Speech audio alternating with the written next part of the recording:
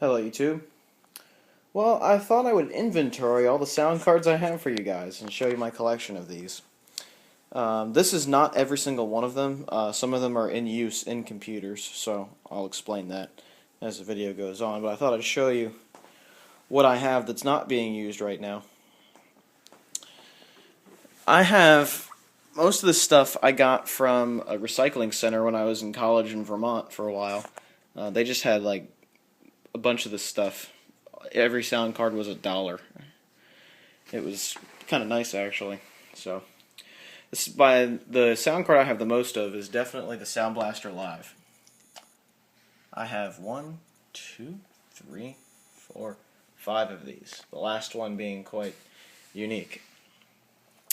I have Sound Blaster Audigy 2, an Audigy 2 ZS, a Turtle Beach Montego, which is an All-Real Vortex 2 based sound card. And the most recent sound card I bought was this Asus Xonar DG, which is still broken. I need to send this in for replacement. But nonetheless, it's an example of a newer card. The Sound Blaster Lives. For the most part, these are all CT 4870s. I have one CT 4830, but I don't think it's too much different than the other ones. That would be this one. So you can see a difference between the two models there. I think is the chip different? It doesn't look like it. No, it's still an MU 10K1. So there's not much difference. Although on this one card, the joystick port is made by SIS, and on a lot of these others, it's made by Neltron. On this one, it's an SIS connector. Now this card you can already tell is pretty unique. This one is an OEM card that came out of, I think, a Dell. The rest of these are just your plain Jane normal Sound Blaster Live value cards. This is an OEM one. It has the color coding. It has the yellowish joystick port, and it also has that this white port, this white connector here for the front panel of a lot of Dell computers at the time. This would actually work in one of my Dell machines. I forget if it was the 2350 I used to have or the 4600. In one of those two it would have worked. I believe it's the 4600 it would work. And it's still a CT 4780. It's not much different than the other ones. So there you have it. And of course you move on to newer cards like the Audigy 2. You can see a distinct difference between the Audigy 2 and the Audigy 2 ZS. On this one, there's these connectors here and this capacitor just aren't populated, but if you look on here, there are headers here and there's a capacitor there. So clearly you can see the difference between these two models. Although this one again I think was an OEM card because all the connectors are colored. And it also has that same connector that was on that Sound Blaster Live as well. The 2ZS though has the same thing, and I think this I don't believe this was an OEM card either, but I could be wrong, considering it has the gold connectors. But it does have these striped things on it. As you can see, these headers, if you're wondering what these are for, this one's for a joystick port, because they couldn't fit it on the rest of it. These, I don't really know. That one's for SPDIF, but that one I don't know what they use these for. So I could look it up though. Nice thing about the Audigy 2 series, the Audigy and the Audigy 2 series of cards, is that they have FireWire, which is kind of handy if you need FireWire for any reason. So that's a huge benefit. There's one card I forgot to dig out, and that's just the original Audigy. So that goes within these three Audigy cards that I have. I have the Audigy, the Audigy 2, and the Audigy 2 ZS.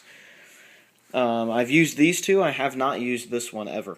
So There you have it. The original Audigy looks like it's just built really well compared to the 2 and the 2ZS. So there you have it. It's a model SB0090. It's got FireWire just like the others. It's got the modem audio in right there. Also has the built-in PC speaker out. Joystick port header, it looks like there. It's not much different than the other ones, although this that card thing is bent. I should bend that back. But yes, those are the Sound Blaster cards that I have. I have other Sound Blaster cards in other machines, which I will show you. So we'll get to those as well. But these are the more unique cards I have. I have more than one of these. I have 2 of these Aureal Vortex 2 based cards. These are Turtle Beach Montego 2s. And they are excellent cards, especially for recording. I know V Westlife actually tested one of these cards, and the frequency response was really good out of these. Plus, just the sound you get out of these is very, very, very good. So I use one of these for audio capture. This is my Asus Xonar DG sound card, which unfortunately suffered an early death due to heat. As you can see on the back of the card here, you can see some of the it just got hot. That's what the discoloration, not the discoloration, but like the foggy spots, I guess you could call them. That's from heat, and I don't really like the fact that it died from heat, because all these other sound cards don't get that hot. They really don't, except for the Audigy series do get a little bit hot, but they don't get hot enough to do this. So it makes me think that Asus is probably pushing the tolerance of the components on these cards a little bit too far. So if you have a newer sound card, make sure it's well ventilated, or this might happen. I'm going to send that in for warranty replacement, and it'll be all good to go. This is the Sound Blaster 128 PCI Value Edition that I use in my Compact Desk Pro EN for that Windows 98 machine that I play some DOS games on and other things like that. As you can see, compared to these other cards that are just packed with capacitors and headers and features, this one looks like it's pretty bare, and that's for good reason. The 128 PCI itself was pretty bare to begin with, but this is just even more bare. There's some extra stuff over here that is like over here that's actually present on the regular 128 PCIs. These cards themselves are a bit of a limitation, though, as far as their era goes, because they use an Ensoniq chip, but they're the best. They have the best ad-lib emulation out of the box that I could find, so in my collection. So that's what I use for it. It's a model CT4750, for those of you that are curious. It's got the telephone audio device, CD in, aux in, all that good stuff. Joystick port. There you have it. It's a pretty basic sound card, but it does the ad-lib emulation for MIDI stuff, so it's good to have around for old DOS games if you just want a little bit, if you want the sound to kind of work, like I mentioned in the other video. And this is my favorite sound card that I have. Let me get this power cable out of the way here. But yes, this is the Sound Blaster AWE32, or AW32. It's an ISA-based sound card. It's the oldest one I have.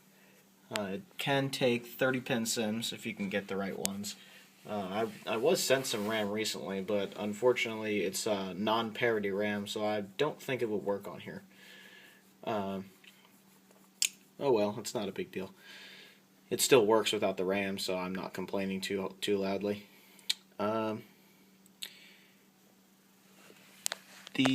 This particular card I didn't get too long ago. It was featured in a video earlier this year. It has the best MIDI sound of any card I have, and that's why it's my favorite. Because when it comes down to sound cards, back in the day it was about MIDI. Nowadays it's more about low bass, rich mids, and high highs for sound. It's more about actual sound quality. But back then it was more about MIDI in games and for music and things like that. Let me see if I can find the chip that I'm looking for. It has an EMU 8000 chip.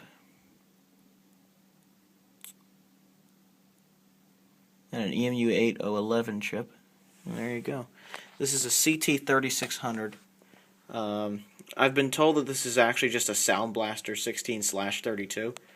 But in Windows 98, when I go into the multimedia, it actually says AWE32 synthesizer. So I'm thinking that this is probably a genuine AW32 as far as that goes. So show you the back of it here. It's a lot like the other sound cards from back in those days, and even from recently. It's just how it was a joystick port and your audio.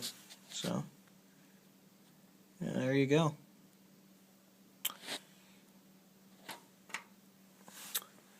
And that is the AW32, my favorite out of all of them.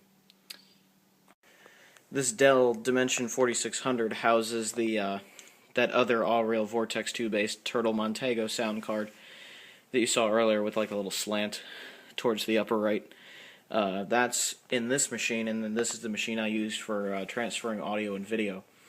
So it's a pretty important sound card in that aspect, and I probably need to get more spares, just in case I have one die. That about covers it.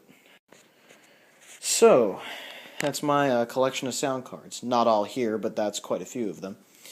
And for those of you sound aficionados out there, I hope you enjoyed the video.